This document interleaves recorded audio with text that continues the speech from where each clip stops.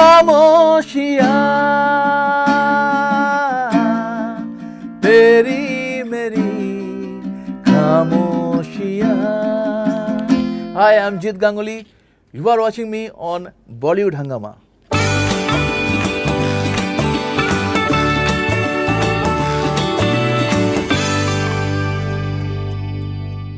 Well, it's a huge privilege to have a fantastic music composer, Jit Ganguly, with us. A man who's a true artist, because my interaction with him since the last few days, I'm realizing that he is someone who genuinely loves music, not in commercial sense, but he loves it from the heart. And wonderful to have you on Bollywood Hungama, brother, first of all. And am I right that it's your source of happiness? Music gives you happiness in the truest sense? Definitely. Actually, मेरा childhood के बारे में बता रहा हूँ मैं. मेरा जो जन्म हुआ एक म्यूजिकल फैमिली में. जी. मेरा पिताजी अकॉर्डियन प्लेयर है, आप जानते हो. जी. He is composer also and mummy singer है. जन्म होने के बाद जो म्यूजिक कान में आ रहा है वो अभी तक चलते आ रहा है. बिल्कुल. You no, Indian classical music. Mom Ravindra संगीत गाती थी एंड डैडी इंडियन क्लासिकल बजाते थे अकॉर्डियन में. बिल्कुल. यू नो, तो आफ्टर दैट माय गिटार का जो टीचर थे sir Carlton Kitto, he is jazz player, is fantastic guitar player. तो उनसे मैंने सीखा जैज रॉक. उसके बाद में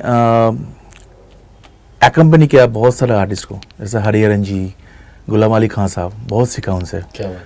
और अनूप जलोटा जी. तो I used to play with them. You know, वो कंसर्ट में बजाने का जो एक सीख मिलता है ना, वो हमको मिला है. एंड मैं ग्रुप थिएटर करता था बचपन में. कलकत्ता में बहुत सारा थिएटर का जो ग्रुप है. बिल्कुल. वहाँ पे मैं स्ट्रीट ड्रामा भी किया. एंड वहाँ पे 7 साल 8 साल का जब मैं था तो वहाँ पे मैं म्यूज़िक कंपोज करता था. लेकिन उस टाइम मालूम ही नहीं था कि म्यूज़िक कंपोज़र क्या होता है ना, मतलब म्यूज़िक डायरेक्शन क्या होता है. तो एक्चुअली मेरा डैडी जो है, उन्होंने देखा कि मैं नया चीज़ बना रहा हूँ. तो एक दिन मम्मी को कहा था उन्होंने कि ये आई थिंक कंपोज करता है खुद. बचपन में बहुत सुनता था मैं इंडियन क्लासिकल, वेस्टर्न क्लासिकल, जो भी है, वेंचर्स, बीटहोवन, सब. तो ये सुनते सुनते ऐसा हुआ कि कब कंपोज करने लगा हमको मालूम नहीं था. तो मम्मी ने फिर एक टेप रिकॉर्डर खरीद के दिया था हमको, छोटा सा फिलिप्स का टेप रिकॉर्डर. तो जो भी कुछ है वहाँ पे रिकॉर्ड होता था, है ना. मतलब कुछ नया में कुछ गुनगुना रहा हूँ तो मम्मी ने बटन दबा देता था, मतलब चलो रिकॉर्ड करते हैं. तो हफ्ते भर होने के बाद डैडी सुनता था, वो बोले अरे देखो कितना अच्छा सब गाना मुखड़ा है. तो ऐसे करके शुरुआत हुआ था. एंड मेरा जब स्कूल फाइनल ख़त्म हुआ तो उसके बाद डैडी ने बोला कि तुम क्या बनना चाहते हो. I used to play football also. मतलब कलकत्ता में आपको मालूम है फुटबॉल बहुत होता है वहाँ पे. तो डैडी ने पूछा कि क्या आप करना चाहते हो, म्यूज़िक डायरेक्शन और फुटबॉल, एक को चुनना पड़ेगा. तो आई सेड म्यूज़िक डेफिनेटली. तो मेरा 18th जनरेशन म्यूज़िक में है, मतलब मेरा फैमिली में, मतलब डैडी 17th जनरेशन, मैं 18th हूँ. तो मेरा grandfather use to sing classical music. उनके पहले फोर फादर जो थे वो सितार बजाते थे. उससे पहले शरोद, यू नो, तबला, ऐसा करके आ रहा है. तो बस शुरू हुआ म्यूज़िक का, मतलब म्यूज़िक डायरेक्शन का जो है नैक था मेरे पास. तो डैडी फिर हमको लेके गया. डैडी पहले हमको वहाँ की, देखो अगर म्यूज़िक डायरेक्शन बहुत बड़ा चीज़ है, मतलब वो तुम ऐसा बोल नहीं सकते हो, तुमको सीखना पड़ेगा बहुत सारा चीज़ें. जैसा एक इंस्ट्रूमेंट तुमको सीखना पड़ेगा. तो कौन सा इंस्ट्रूमेंट तुम सीखोगे? तो I said guitar, because accordion बहुत हैवी है, डैडी बजाते थे. तो आई सेड गिटार बहुत अच्छा लगता है, क्योंकि मैं पंचमदा का बहुत बड़ा फ़ैन हूँ. उन्होंने जो गिटार का मतलब यूज़ किया है हर गाने में, bass guitar and also Salil Chowdhury. My dad use to play with Salil Chowdhury, Panchamda, हाँ, एस डी बर्मन, सबके साथ उन्होंने प्ले किया है. तो मैंने मतलब डैडी गिटार सीखना है. तो बोले चलो ठीक है. तो गिटार भी आया, साथ में एक स्टिक भी आया. नहीं बजाओगे तो पड़ेगा, डरना पड़ेगा, यू नो. ऐसा करके शुरुआत हुआ. एंड मैंने देखो घर पे मेरा इंडियन क्लासिकल, रवींद्र संगीत ये चर्चा था. और इसके बाद सर के पास, सर कार्लटन कीटो के पास जाने के बाद मेरा जैज़ शुरू हुआ सीखना, जैज़ रॉक, हाँ, वो सब शुरू हुआ सीखना. हाँ, right. In fact when I was just reading about you, तो उसमें ये एक चीज़ सामने आई कि आपके एंसेस्टर्स और आपकी पूरी आपकी फैमिली थी, वो सब इंडियन क्लासिकल में उन्होंने किया. आपके फादर ने वेस्टर्न क्लासिकल म्यूजिक को पिक अरे आपको मालूम है जी, डैडी को घर से निकाल दिया था। अच्छा। मेरा ग्रैंडफादर ने बोले तूने ये क्या किया, अकॉर्डियन वेस्टर्न इंस्ट्रूमेंट है। तो डैडी का ये एक चैलेंज था, तो मैं इससे इंडियन क्लासिकल बजा के सुनाऊंगा आपको। तो डैडी ने किया था वो, मतलब अकॉर्डियन में वो इंडियन क्लासिकल बजाता है, अभी भी बजाता है। और थोड़ा बहुत मैंने डैडी से सीखा हूँ इंडियन क्लासिकल गिटार में। मैं गुलाम अली खान साहब से सीखा हूँ, हरिहरन जी से कैसे प्ले करना चाहिए, यू नो।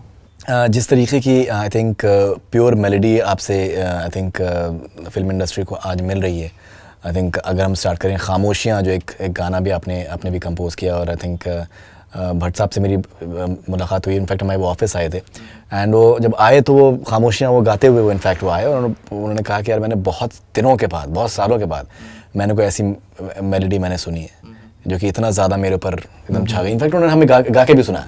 अच्छा, हाँ, बहुत अच्छा गाते हैं भट्ट he साहब। sang it for us as well. बहुत अच्छा गाते हैं। तो एंड आई बिलीव जब आपको ये बोला गया था कि म्यूजिक ऑफ साइलेंस का आई थिंक ब्रीफ था आपको भट्ट साहब ने दिया था, एंड आई थिंक आपकी वाइफ भी काफी परेशान रही जब आप उस पूरे प्रोसेस में थे कंपोज करने में। एग्जैक्टली। तो कुछ आप शेयर करना चाहेंगे? हाँ, डेफिनेटली।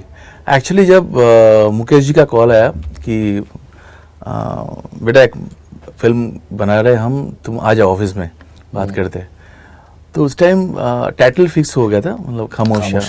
तो मुकेश जी और भट्ट साहब दोनों ही थे, तो इन्होंने बोला कि देख तुझे पहले से, मतलब ब्लड मनी से शुरू हुआ था मेरा इनके साथ काम करना, तो पहले मैं सिचुएशन बहुत सारा बताया क्योंकि ये रोमांटिक गाना है, ये सैड सॉन्ग है, ये पैशनेट नंबर है, लेकिन ये फिल्म के लिए कुछ मैं कहूँगा नहीं। कुछ हमारी तरफ से एक ही चीज़ है कि साउंड ऑफ साइलेंस, साइलेंस का एक धुन होती है, साइलेंस का एक लिरिक्स होती है, वो क्या है ये तुझे ढूंढना पड़ेगा। तो मैं परेशान हो गया, मतलब ये क्या है, साइलेंस का क्या मेलोडी हो सकता है। तो मैं घर पे आया और पूरी रात में कोशिश किया, लेकिन एक चीज़ फरदून मैंने नोटिस किया कि अगर आप प्रे करते हो, भगवान से आप प्रे करते हो, तो आपका भगवान के बीच से कोई साउंड नहीं होता है वहाँ पे, आप प्रे करते हो, तो ये एक रिलेट भी होता है ना, एक रिलेट हो जाता है भगवान के साथ। बिल्कुल। तो आपका तो वो बहुत साइलेंस है, उसमें कोई कुछ शब्द नहीं मिलता है, कुछ साउंड नहीं मिलता है उसमें। ये मेरा दिल में कुछ अंदर कुछ मतलब एक म्यूजिक आया उस टाइम। मैं हाथ में गिटार लिया और जस्ट कॉर्ड दरारारा दरारारा दरारारा, क्या बात है।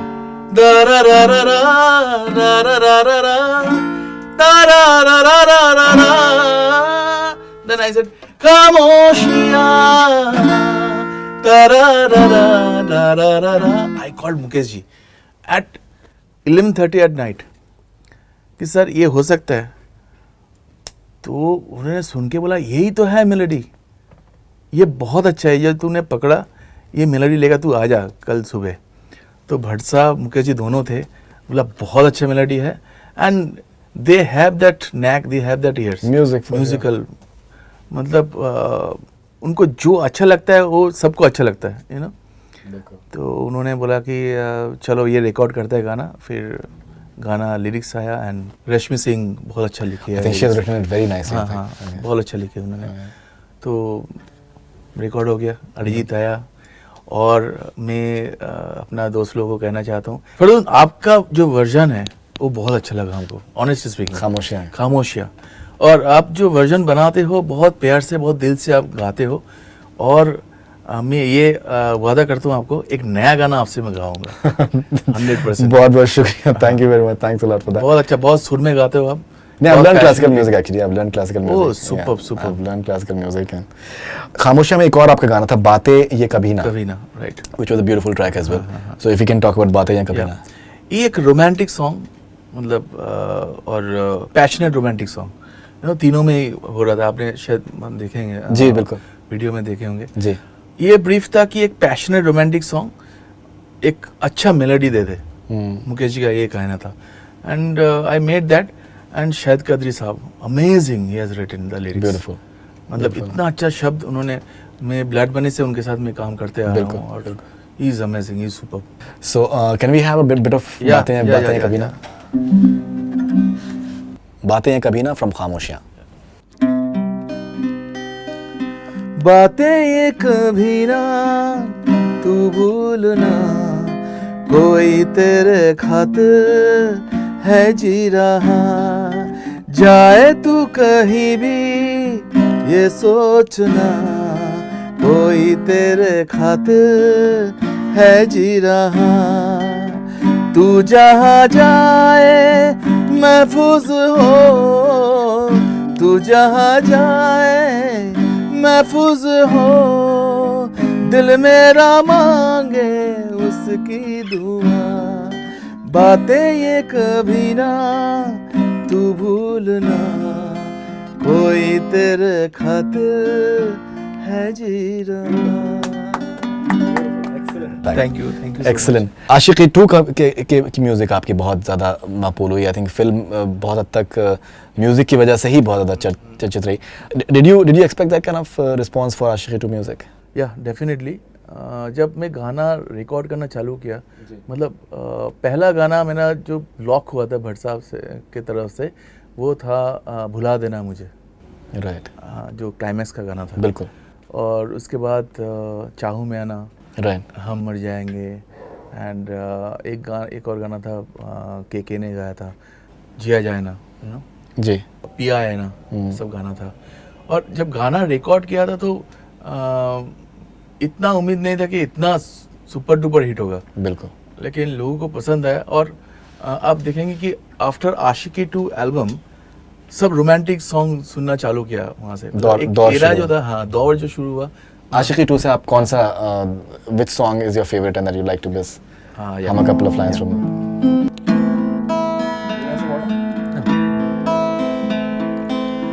तू ही ये मुझको बता दे, चाहूं मैं या ना, अपने तू दिल का पता दे, चाहूं मैं या ना,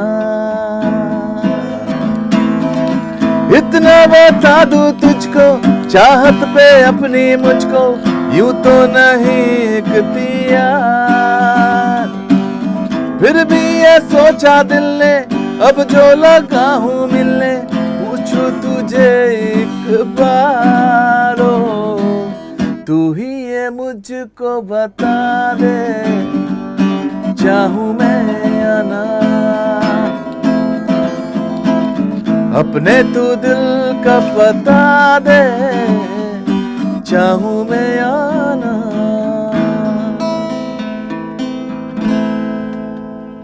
आशिकी 2 से के जो गाने जिस तरीके से मकबूल हुए हैं दुनिया भर में लोगों ने, और अभी तक वो गाने बिल्कुल जवान है। मेलोडी की आई थिंक खूबसूरती मेरे ख्याल से शायद यही है कि वो हमेशा आई थिंक जिंदा रहती है। आप कभी भी उसको सुने, कितने साल बाद भी आप सुने, वो just touches you. And one such song I think which has one album that has worked brilliantly I think in that regard is City Lights. आपको awards भी मिल रहे हैं इस साल उसके लिए, and I think fabulous album and a wonderful film as well. Something about City Lights if you'd like to say. City Lights actually album, मतलब गाना हुआ था फिल्म पूरा शूट होने के बाद जी, तो शुरू हुआ था म्यूजिक।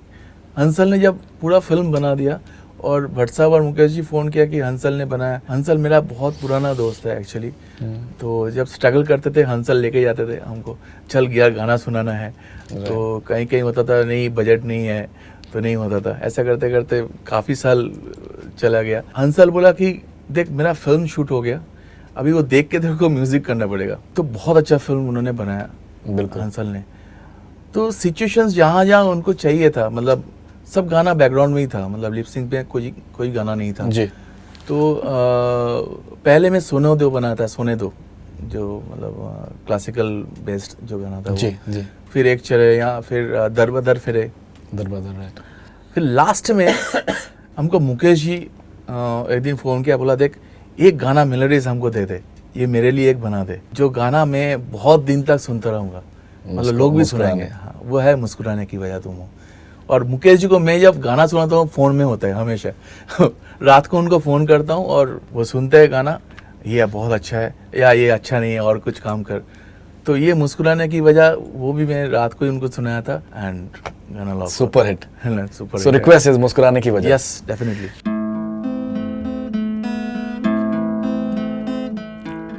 मुस्कुराने की वजह तुम हो, गुनगुनाने की वजह तुम हो,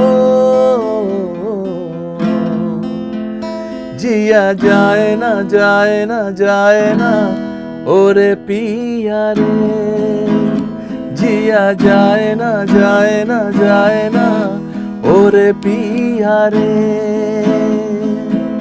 ओरे लम्हे तू कहीं मत जा, हो सके तो उम्र भर थम जा, जिया जाए ना जाए ना जाए ना ओरे पिया रे, जिया जाए ना जाए ना जाए ना ओरे पिया रे,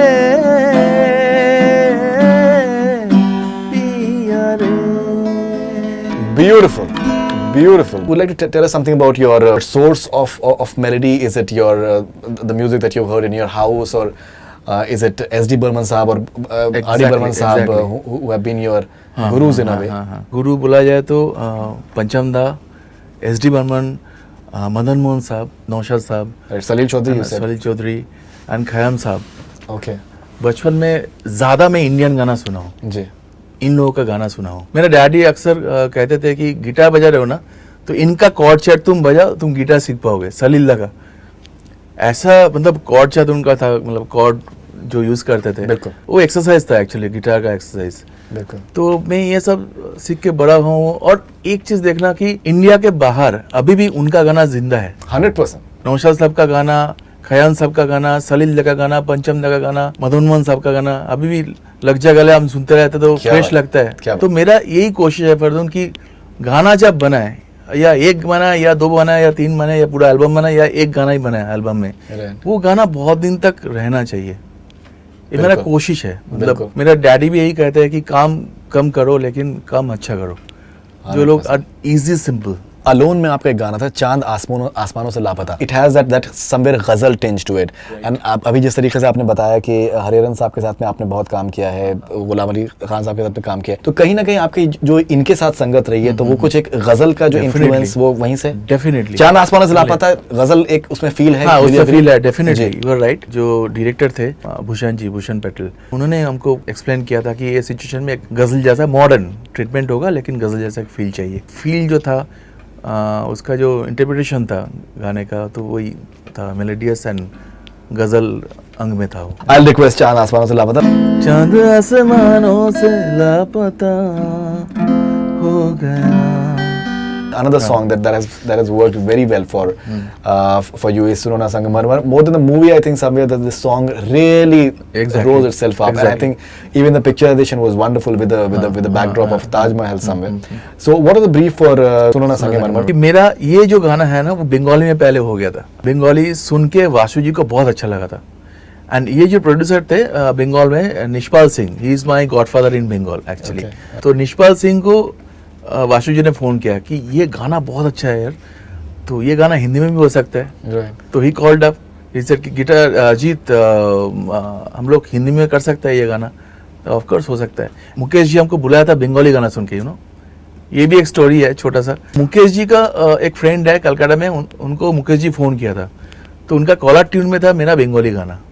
जो गाना आप सुने होंगे हिंदी में, जो तेरे संग काटी रातें, ब्लड मनी का जो गाना था ना. राइट. जो तेरे संग काटी रातें.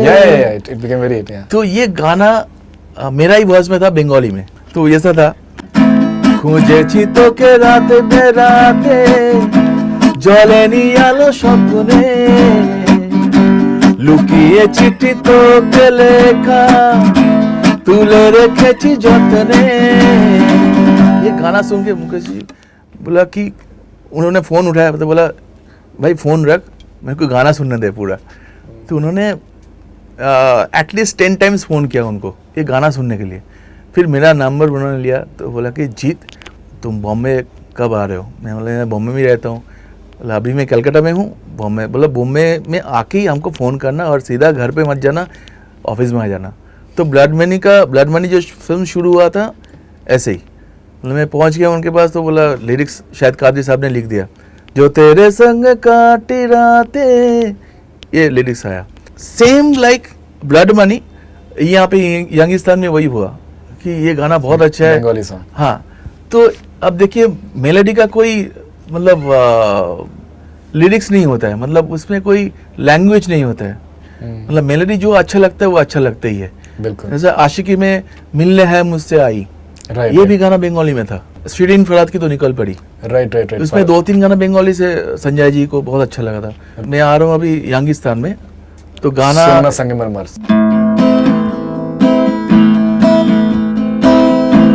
सुनो ना संगमरमर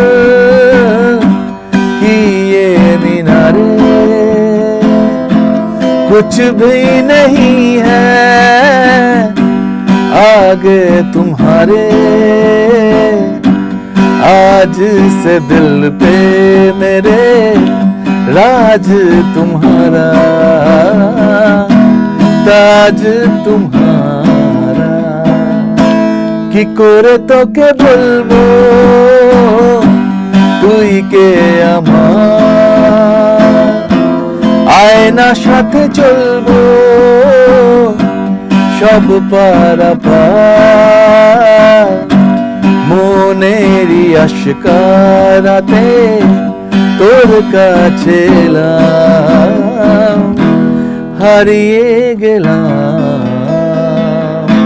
सुनो ना संगमरमर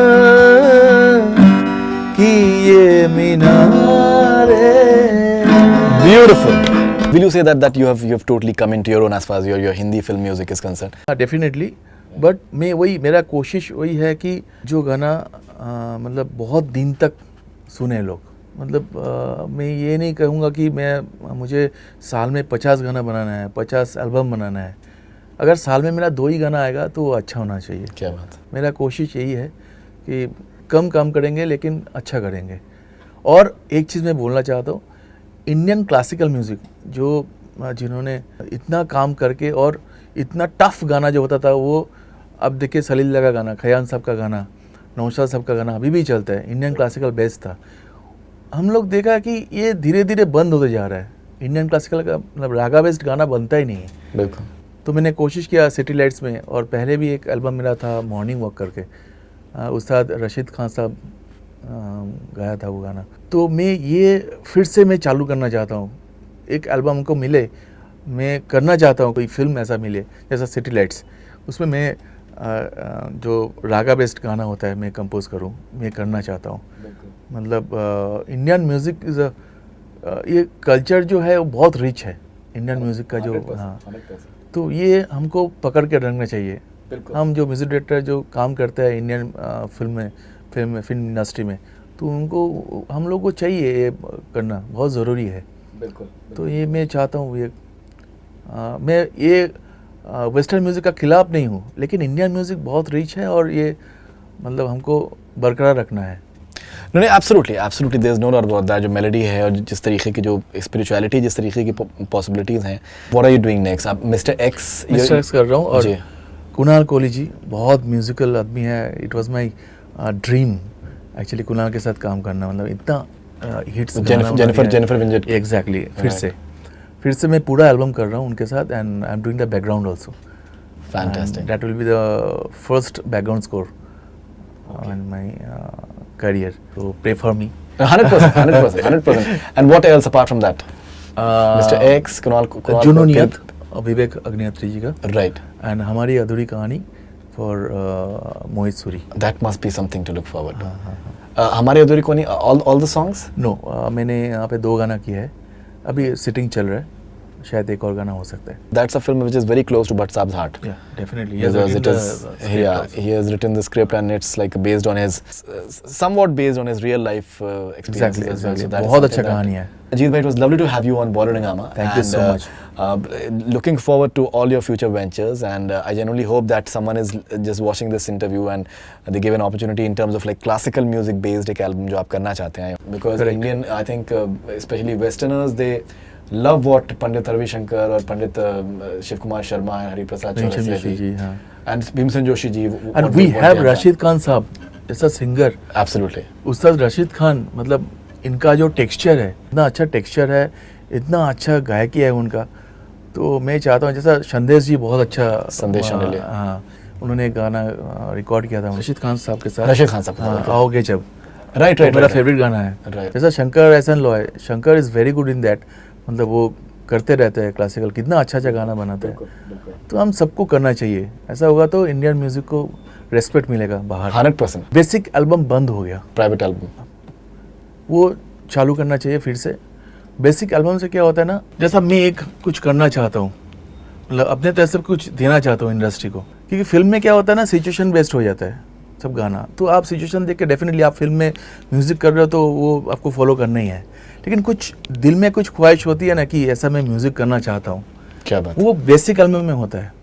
जैसा आप गाना गाते हो, आप फिल्म का गाना आप अपने तरीके से गा रहे हो, लेकिन आपका भी दिल में कुछ होता है ना कि मैं अनप्लग कुछ एल्बम बनाऊं या कुछ करूं, इंडियन क्लासिकल आपने सीखा है तो कुछ रागा बेस्ड कुछ फ्यूजन करे, तो वो फिल्म में आपको उतना मौका नहीं मिलता है, बिल्कुल। तो बेसिक एल्बम होना चाहिए, इंडस्ट्री में फिर से आना चाहिए। No, no, absolutely, and we genuinely hope that someone is watching and that happens very soon. And Jeet Ganguly, wonderful to have you on Bollywood Hungama. Thank you very sir. much. Thank you, Thanks a lot. thank you for that. Thank you. God bless you.